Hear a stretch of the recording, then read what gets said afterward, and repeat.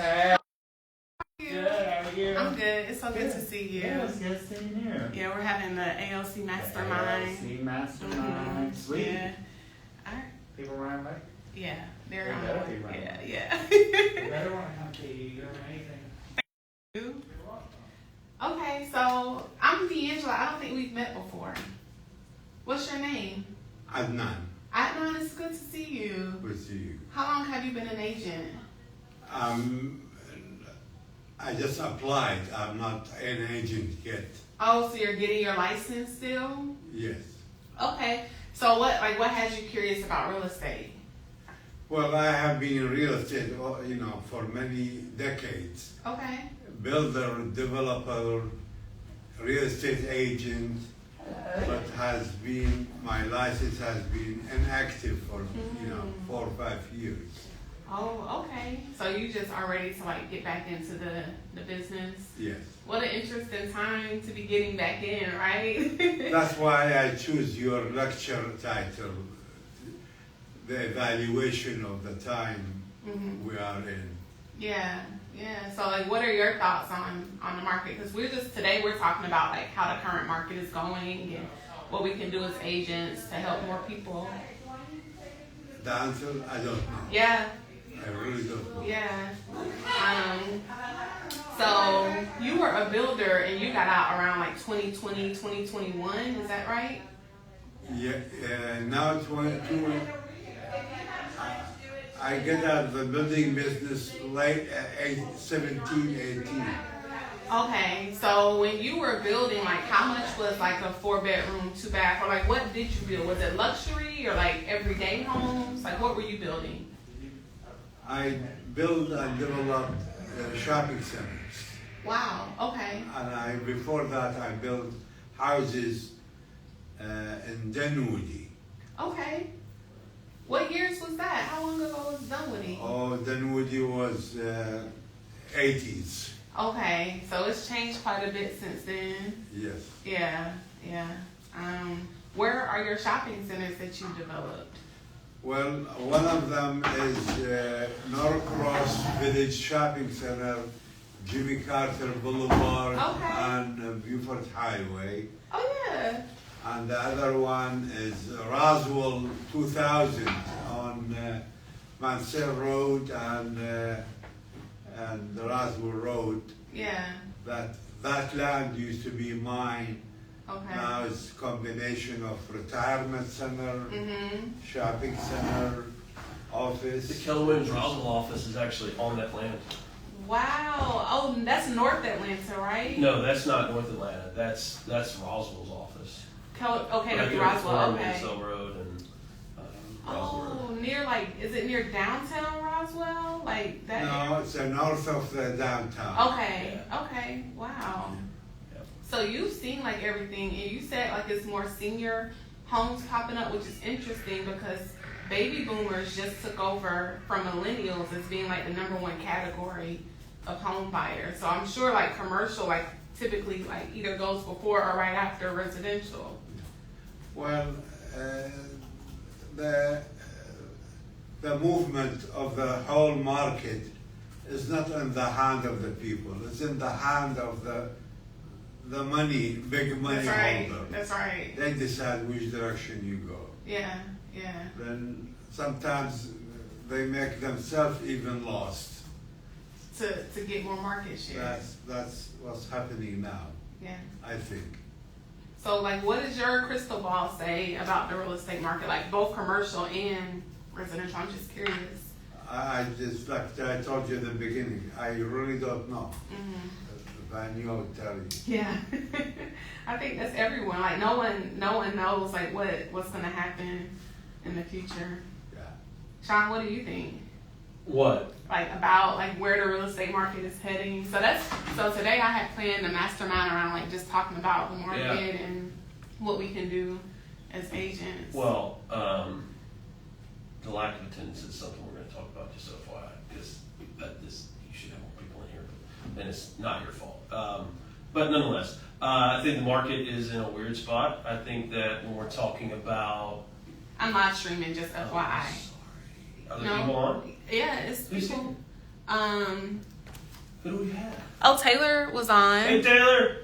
Yes. So, hi, I'm teaching about the state of the market. We're talking about like what we can do as agents to help people just get into their houses or sell their houses. Awesome. So I think the market's in a little bit of a weird spot. I think that people are really nervous. They're really unsure what's next. And so they're just sitting. I think that, but I also think we're in a time where there's so much consumer debt that people are starting to just get to the end of their rope with, that they're going to have to start moving to get equity to be able to take care of their debt obligations. That's what I'm feeling right now. Yeah. Like people I talked to, I have a couple I talked to back in 2023, and they in 2023 they were tired of the house. They had bought it like before they had kids. They have 2 kids now, so they've outgrown it. They were locked into like a really low interest rate, and so they were like, we don't want to move. We have this great interest rate. But then the debt kind of started squeezing on one end, and then the kids started getting bigger and squeezing on the other end, and they like called and were like, we have to go. Yeah, with like all the variable rate consumer debt that's out there, and with where rates have been over the past 36 months, like it's eating into people's disposable income. Yeah. And while they have that great rate, you know, the remainder of their cash, they're having to cut into retirement planning, and they're having to cut into, you know, discretionary spending, vacations and things like that. And people don't want to be, you know, they have all this equity, perceived equity or not, in their houses, and they can unlock some freedom. Yeah, yeah. And I think a lot of people are tired of being in the quote unquote rat race. Like, keeping up with the Joneses is not appealing as it used to be, because it's exhausting. Yeah. And I was talking about that with another group of people, how like before the Joneses were like, you know, whoever was in your neighborhood and like your immediate circle. And they were saying how now it's like social media, like, it's become like a lot more like Joneses out there. So you think you have to keep up with more people, and no one's like keeping up the appearance that everyone's trying to keep up. Tons of propaganda that everybody has to be in $1 million+ house, and that if you're not, you're failing at life. And, you know, I think it's tough on people mentally. Yeah. And I work with a lot of first-time buyers and first-time sellers, and I tell them, like, just get what you can afford right now. Like, set a budget, like, let that number be that number, and buy in the best location you can buy in, fix the house up, and then, like, sell it, put a tenant in there, and then move on. Which, like you were saying, how shopping centers and the commercial grows, like, I see them building a lot more of that, like, first-time home buyer near a lot of shopping centers right now. Yeah. Yeah. It's going to be interesting to see what the commercial space does too. You know, their growth is directly tied to the incomes of a lot of the people that are buying and selling houses. You know, because individuals work for those big companies that are developing and all that stuff. So it's going to be interesting to see how that plays out. We're curious. Let's see where the market leads. Yeah. So what do you see happening in the next 12 months? Do you want to prognosticate a little bit? Ooh, what does my crystal ball say? I think rates are what they are. I think like people are going to start realizing, like, for whatever reason, whether it's they have too much debt or they're not in the neighborhood they want, or like the house itself doesn't work. I think people are going to start making that move. And I think what our jobs will be is helping people understand that you're going to sell and, you know, you'll make a lot of money, and you're going to buy and pay a lot of money. Like, the market you sell in is the same market you buy in.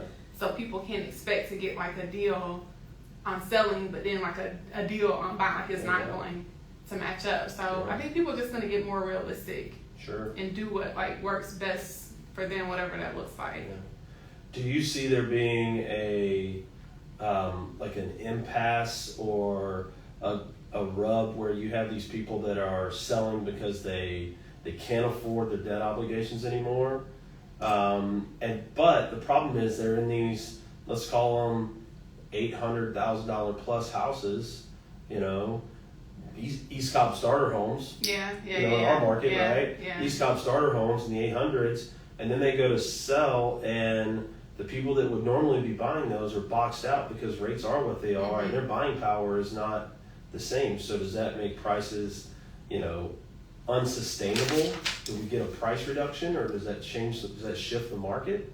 So, like, I pulled the numbers. So we went up like 0.4% in like average sales price, and I pulled like for whole Metro Atlanta. So I think we're like starting to see more inventory, and the prices are starting to increase slower. So either the sellers are going to have to like take the loss and just understand they get the best deal they can when they buy next time around, which is what I've been kind of telling sellers, like you make your money on the buy side, and buyers are going to have more power because we're like almost in a buyer's market. We're shifting. We're like 4.4 months of inventory, so we're like almost to a buyer's market, and they're gonna have more leverage. So the sellers need to make their money now while they can. So what are you telling your clients in preparation for this? Stop sitting on the sideline. Like, take some type of action.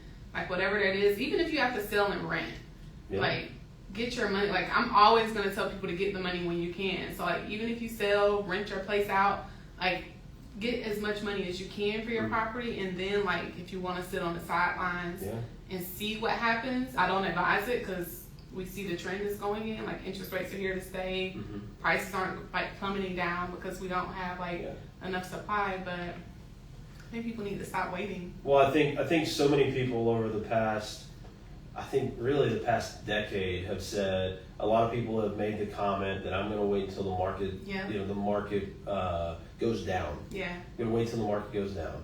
And over that period, prices have gone up 60%, 50% in that time frame. And so when people have that conversation, when agents are having that conversation with people that are on the sidelines, they have to be strong enough to look at them and say, the market is not going to go down. It might soften, and you might have a little more leverage, right, and more negotiating power, but it's just, we're not in a place where the market's going to go down. And I think, too, like, this is kind of like a harsh truth, and hey, y'all, this is like a harsh truth, but I think people need to stop hiring weak agents. Agreed. Because the agents aren't talking about a strategy with them and helping them see the bigger picture, and it's like, it's really costing them money. Like last year we had that whole conversation about how can I get more real estate services for less money. Well, the conversation really should have been like, how can I get the most value and pay for whatever I'm getting. So I think the public needs to like really be strategic with who they hire so they can stop losing out on money from agents who aren't telling them the truth or aren't painting the whole picture or helping them see. What about agents? Should they stop taking business from people that are unwilling to listen to the truth? Absolutely. Because like it's costing them money as an agent. Right. It's like the market we're in, it costs so much money to even activate a listing. Like, why would I spend my money up front to activate a listing that I know won't sell because I have an uncoachable seller? Like, for my business, I just had to make the business decision that wasn't for me to do. But I'll keep in contact with them, and if they, see the market shift, I'll help provide them market updates so they know, like, stay informed of the data and like what's actually going on. But for me, I can't help. I'm not the best fit for a seller who's uncoachable. And I would say that in a buyer's market, generally speaking, in a buyer's market, when the market gets to that point where they have leverage, I think that the second and third, even third agent have an easier time working with sellers. They become more coachable, right? Because a lot of people have to learn the hard way. That's right. And I think that agents have to be comfortable being the second or third agent on a deal. And you don't always have to get the listing originally. If you tell them the truth, they don't like it, they decide to go with someone else that lies to them, like you said, you keep in contact, obviously compliant, right? No sign crossing, all that jazz. But you keep an eye on it, and then they realize that you were being honest and upfront with them, then they're like, you know what, I should have done the right thing the first time. And you get a lot of phone calls for people that went with another agent and said, you know what, you were right, and then you've got a client for life. Yes. So that is actually one of my specialties, is helping unsuccessful sellers like who weren't successful the first time around, like helping them like reach whatever their goal is. I always love being the third agent. The third is Let me be the third house agent. is going to sell right? in a week if you're the third one. Yeah. At that point, they're exhausted. Yeah. You know, especially if you've already met with them, like they know that they have to do something. They're motivated. They're actually motivated. Yeah. They're not on a fishing trip. So, I love being the third agent. Yeah. So those deals tend to close quickly. Yes. So, what do you think we're going to see with regards to, agents and how they enter and exit the business over the next 12 to 18 months? So I think like 2020, 2021, 2022 was like more of a relationship based business, and now I think it's definitely more skills based, and it is going to take agents like sharpening their skills and understanding the market on a deeper level, being able to have those tough conversations in a way that empowers clients like make a wise decision. I think those are the agents that are going to like stay in the business, and the ones who thought it was like just unlocking doors and showing pretty homes and taking nice pictures. I don't know if they're going to survive if they keep doing that. Yeah, it's not really a reality TV show. And if it is, it's something nobody really wants to watch. That's the reality. Like, no one wants to watch the real That's right. behind the scenes reels. No doubt. You have any questions for us? I know you got a whole page there. Yeah, I had, but like all of this is exactly what I wanted to talk about.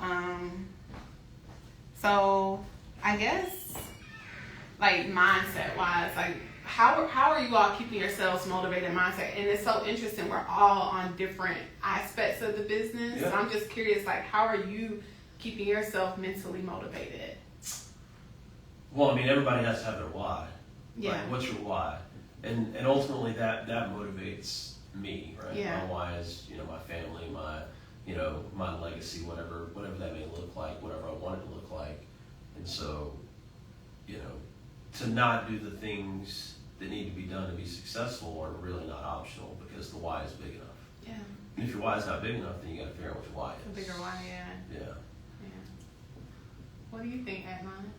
Well, what I think is that we are trying right now, the total establishment, trying to solve problem with no real tools to solve the problem. Like I give you an example.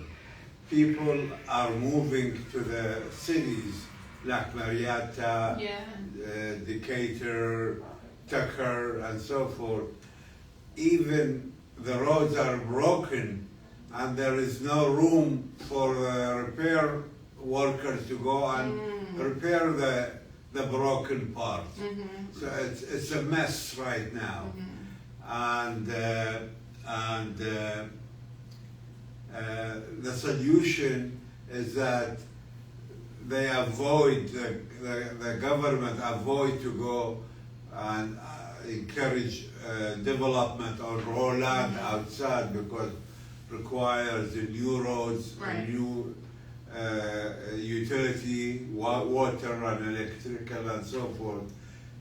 They don't have, there is no money, so the consumer has no choice but to go to the existing cities and some crowding to such a point that every time there is a problem on the road, the government cannot fix it. Yeah. Because it's crowded. So I don't really know. If you tell me how we can pay $35 trillion in deficit, how we can pay it, I'll tell you how we can solve our problems. That's very thought-provoking, for sure. Yeah. What else do y'all have? So I'm on the brokerage side, and I'm seeing, agents are struggling. They don't have any money. They're broke. Yeah. And so it's hard for them to go out and get to critical mass in business because they don't have the money to spend on a bunch of marketing. And there are a bunch of different ways to generate business, right? You can go out and market yourself. You can be on every corner and all that stuff. You can call people. You can do all kind of different things to build a business. Most of them cost money. And if they don't have the tools, like they're not trained well and they don't know how to do business and don't know how to talk to people, then the only option is to go and spend money on it, right? They don't utilize the training that they're being offered that would make them better on those phone calls or in those moments where they're talking to a complete stranger that they randomly run into that they could generate business from, but they don't have the tools. And so I think, like you said, they're going to have to sharpen their skills. They're going to have to get better. And I think they're going to, they got to choose their hard, right? They got to figure out what they want to do that's hard, because it's not easy anymore. Yeah. It's not put a house on the market, it sells in one day, go write a contract for a buyer, it goes under contract and closes. Like 2.7 contracts per sold listing at the moment. So that makes life really hard. Yeah. Almost the same number of agents per sold listing almost. So just seeing that it's really difficult for agents. Yeah. And the ones that are surviving, and not even surviving, the ones that are thriving are ones that have very clear systems in place about how they're going to go do business, how they manage their business, how they touch their clients, all of that stuff. And I think that's really important. Yeah, and there's not no agent is different from the next one. It's just about how much work they're willing to put in, because if you build your business brick by brick, then it's going to be built on a solid foundation. Correct. However, you have to lay the bricks.